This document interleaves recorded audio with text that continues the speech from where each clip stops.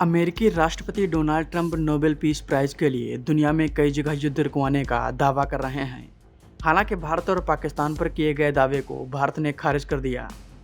Donald Trump रूस और Ukraine का युद्ध भी रुकवाना चाहते हैं। इसी वजह से डोनाल्ड ट्रंप दुनिया के विभिन्न देशों पर रूस से व्यापार न करने की धमकी दे रहे हैं। डोनाल्ड ट्रंप के इन बयानों के बीच रूसी राष्ट्रपति व्लादिमीर पुतिन का एक बयान सामने आया है। यह बयान डोनाल्ड ट्रंप के लिए चिंता खड़ी कर सकता है।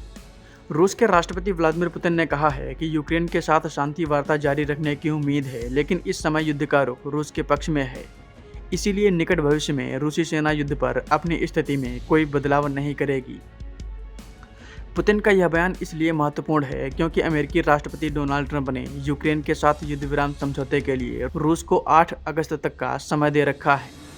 ट्रंप की समय सीमा का उल्लेख न करते हुए व्लादिमीर पुतिन ने कहा कि यूक्रेन के साथ हाल के दिनों में 3 दौर की वार्ता सकारात्मक रही और इसके भविष्य में भी जारी रहने की संभावना है।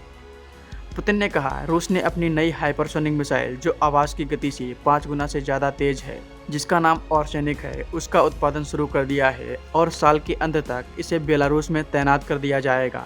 रूस इस मिसाइल का परीक्षण यूक्रेन पर नवंबर 2024 में हमले में कर चुका है। पुतिन ने यह बात सेंट पीटर्सबर्ग में बेलारूस के राष्ट्रपति लुकाशेंको के साथ संयुक्त प्रेस वार्ता में कही।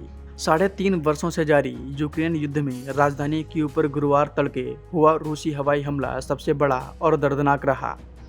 इस हमले में 2 बच्चों समेत 28 लोग मारे गए और 150 से ज्यादा लोग घायल हो गए। रूस ने यह हमला 309 ड्रोन और 8 मिसाइलों से किया था। 27 स्थानों पर हुए हमले में बर्बाद भवनों के मलबे से दूसरे दिन भी शवों और घायलों को निकालना जारी है। प्रधानमंत्री यूलिया स्विरिंडेको ने एक्स पर बताया कि अभी तक 150 से ज्यादा घायल लोगों को मलबे से निकालकर अस्पतालों में भर्ती कराया गया। यूक्रेन के राष्ट्रपति व्लादिमीर ज़ेलेंस्की ने कहा है कि रूस में सत्ता बदलाव से कम में क्षेत्र से हमलों का खतरा कम नहीं होगा।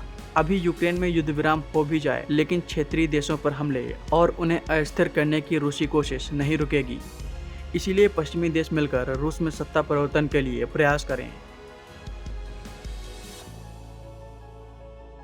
जबकि अमेरिका के राष्ट्रपति डोनाल्ड ट्रंप ने कीव पर हमले को रूस का यूक्रेन के साथ घिनौना आचरण बताया। उन्होंने रूस पर लगने वाले नए प्रतिबंधों का समय बताने से फिलहाल इनकार कर दिया। ट्रंप ने रूसी राष्ट्रपति व्लादिमीर पुतिन को यूक्रेन के साथ शांति समझौते के लिए 8 अगस्त तक का समय दिया है। समझौता न होने पर अमेरिका रूस पर आर्थिक दबाव बढ़ाने वाले कदम उठाएगा।